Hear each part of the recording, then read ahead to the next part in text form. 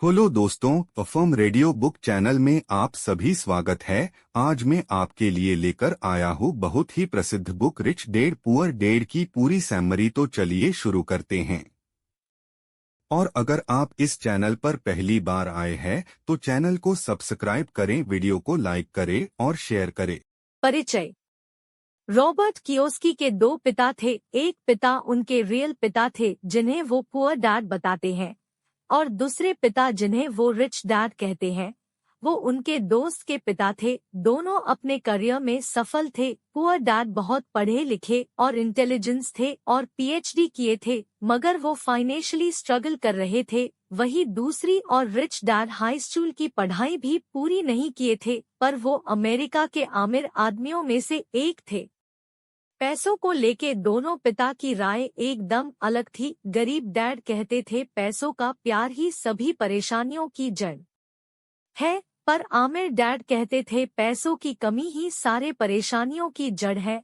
Poor dad ने मरने के बाद अपनी फैमिली के लिए कई अनपेड बिल्स छोड़े, जबकि रिच डैड ने करोड़ों की संपत्ति छोड़े। उनके पुअर डैड हमेशा कहते थे अच्छे से पढ़ाई करो, डिग्री लो ताकि एक सुरक्षित जॉब मिल सके, जबकि रिच डैड कहते थे पढ़ाई करो पर ये भी सोचो कि कैसे तुम लोगों अपने काम के लिए रख सकते हो।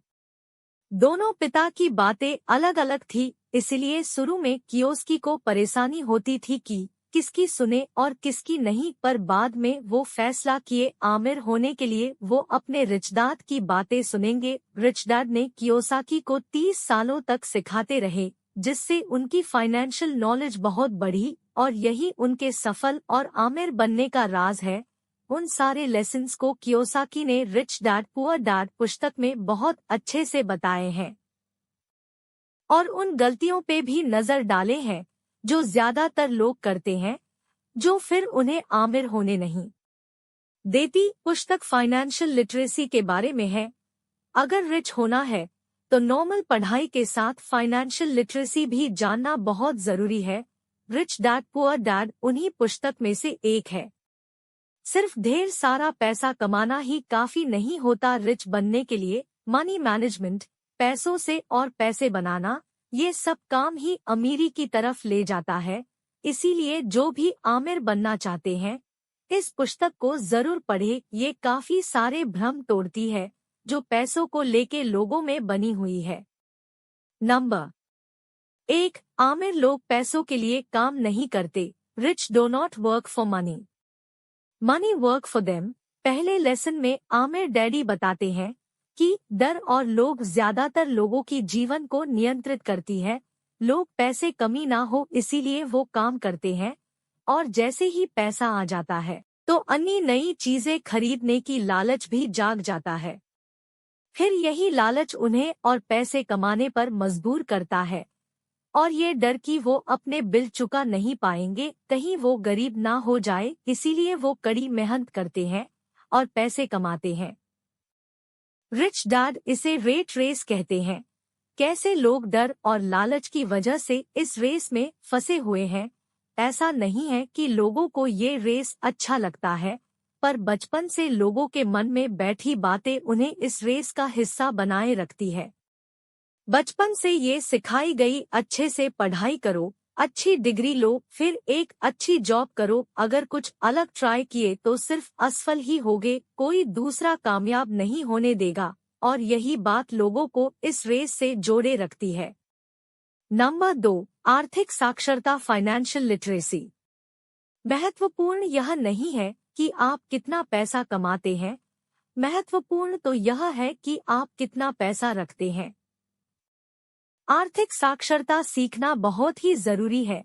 जिनमें ये कमी होती है वो चाहे जितने भी पैसे कमा ले वो हमेशा गरीब ही रहते हैं। बहुत से लोग लॉटरी में करोड़ों कमा तो लेते हैं, पर बाद में उसे गवा भी देते हैं। फाइनेंशियल लिटरेसी मतलब है पैसों को काम करने का तरीका, उसकी समझ। कई टैलेंटेड लोग इस नॉलेज की कमी की वजह से अब भी रैट रेस में फंसे हुए हैं। उन्हें ये भी नहीं पता वो कितने पैसे टैक्स में खो रहे हैं। सरल भाषा में इसे समझे तो समाप्ति, एसेट, और दायित्व, लायबिलिटी, की बीच का फर्क सुनने में ये जीतना सिंपल है, पर असल में लोग इस फर्क से अनजान है।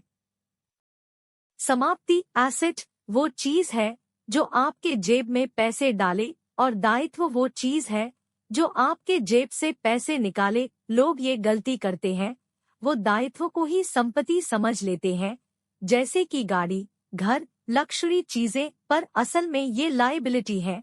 घर तब तक आपकी संपत्ति नहीं जब तक ये आपको कमा के ना दे। अगर आपने घर को रेंट पे दिया है और उससे आपको इनकम हो रही है, तभी वो आपकी एसेट कहलाएगी। इसीलिए आमिर डैडी कहते हैं, एसेट को बढ़ाओ और लायबिलिटी कम रखो, तभी आप आमिर बन पाओगे। एसेट जैसे कि बॉन्ड्स, स्टॉक्स में इन्वेस्ट करना, रियल एस्टेट आदि, जो आपको पैसे कमा के दे। ऐसी बिजनेस जिसमें आपकी प्रेजेंस जरूरी नहीं पर वो काम कर रही हो, आपको कमा के दे रही हो। आपने एक बार पैसा लगा दिया, लोगों को ट्रेन कर दिया, फिर वो बिजनेस अपने आप ग्रो करती जाए। 3. अपने खुद के काम पे ध्यान केंद्रित करें। आमिर लोग अपने संपत्ति वाले कॉलम पर ध्यान केंद्रित करते हैं, जबकि बाकी सभी अपने इनकम स्टेटमेंट पर ध्यान केंद्रित करते हैं।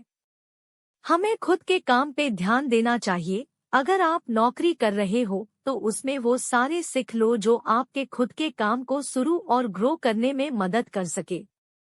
मैकडोनल्ड के मालिक बर्गर के बिजनेस के साथ रियल एस्टेट का भी बिजनेस करते थे, इसीलिए वो इतना आमिर बने। उसी तरह रॉबर्ट भी जॉब करने के साथ एसेट्स बनाने में लगे रहे, रियल एस्टेट खरीदना और बेचना, जिससे वो अपने जॉब से कई गुना कमा लेते थे। ऑथर कहते हैं, अपने जॉब के साथ वो स्किल्स भी सीखो जिससे आप अपना बिजनेस खड़ा कर सको। फाइनेंशियल नॉलेज लेकर एसेट्स बनाने में लग जाओ। जॉब से उतना ही इनकम होता है जिससे हम सिर्फ अपना बिल्स पे कर सकें, पर एसेट्स बनाना, उसे ग्रो करने से ही सही में हमें आमिर बना जा सकता है। नंबर 4, टैक्स का इतिहास और कारपोरेशन की शक्ति। अगर आप पैसे के लिए काम करते हैं तो आप शक्ति अपने नियोक्ता के हवाले कर देते हैं। अगर पैसा आपके लिए काम करता है तो आप शक्ति अपने पास रखते हैं और उसे नियंत्रित करते हैं। इस लेसन में ऑथर टैक्स का इतिहास बताते हैं। टैक्स की शुरुआत आमिर और गरीब के बीच की गैप को खत्म करने के लिए हुई थी। अमीरों पे टैक्स लगाया जाए और उन पैसों को गरीबों की सुविधा के लिए खर्च की जाए। बाद में मध्यवर्गीय लोगों पर भी टैक्स लागू हो गया, पर अब सिर्फ सरकारी खाते में जो ज्यादा टैक्स जाता है वो मध्यवर्गीय लोगों से ही आता है। आम लोग अपनी सूझबूझ और चतुराई से टैक्स देने से बच जाते हैं। आमिर पहले कमाता है, फिर खर्च करता है, अगर कुछ बच जाता है तब टैक्स पे करता है। पर मिडिल क्लास और अपर मिडिल क्लास लोग पहले कमाते हैं, फिर टैक्स भरते हैं और फिर जो बचता है उसे खर्च करते हैं। बटा। नंबर 5, आमिर लोग पैसों का आविष्कार करते हैं। में अक्सर चतुर नहीं, साहसी लोग आगे बढ़ते हैं। जीतने भी सफल और आमिर लोग हैं, जैसे कि Bill Gates, Dhirubhai Ambani, Jeff Bezos. वो सब अपॉर्चुनिटी को पहले देखे और उसी को इस्तेमाल करके आगे बढ़े। मार्केट में क्या डिमांड है, लोगों को क्या चाहिए, वो चीज को देखे और अपना आइडिया लगाकर उस जरूरत को पूरा करे, फिर यही उन्हें कामयाब और आमिर बनाया। इसीलिए साहसी लोग अपनी रेवोल्यूशनरी आइडिया को लगाकर मनी को इन्वेंट करते हैं। नंबर 6, सीखने के लिए काम करें, पैसे के लिए काम ना करें। नौकरी की सुरक्षा गरीब डैडी के लिए सब कुछ थी, सीखना आमिर डैडी के लिए सब कुछ था। कोई भी आइडिया तभी काम करती है जब उस पे एक्शन लिया जाए, उस पे अच्छी नॉलेज लिया जाए। ऑथर अपने जीवन में कई तरह के काम करते रहे, जिससे उन्हें हर क्षेत्र में नॉलेज मिलती रही और यही उन्हें एक सफल व्यवसाय बनाने में मदद भी की। सिर्फ मंथ के आखिर में मिलने वाली सैलरी के लिए काम ना करे, बल्कि कुछ सीखने के लिए काम करे। अलग अलग फील्ड की नॉलेज लें और उन फील्ड के एक्सपर्ट्स के साथ जुड़े, उन्हें अपने काम के लिए रखें, जो फिर आपका काम ग्रो करने में मदद करेंगे। कुछ मुख्य बातें, की पॉइंट्स। फाइनेंशियल नॉलेज, आर्थिक साक्षरता लें। एसेट्स बनाएं, आमिर लोग लक्ष्मी बाद में खरीदते हैं, पहले वो एसेट्स बनाने में जुट जाते हैं, उससे मिले पैसों से फिर लायबिलिटी खरीदते हैं। सबसे पहले खुद को पे करें और उन पैसों को इन्वेस्ट करने में लगाएं जिससे आपकी एसेट्स बढ़े। पैसों से जुड़े डर को हैंडल करना सीखें। पैसों के मामले में सक्सेस इस बात पे निर्भर करती है कि हम अपने डर को कितने अच्छे से संभाल सकते हैं।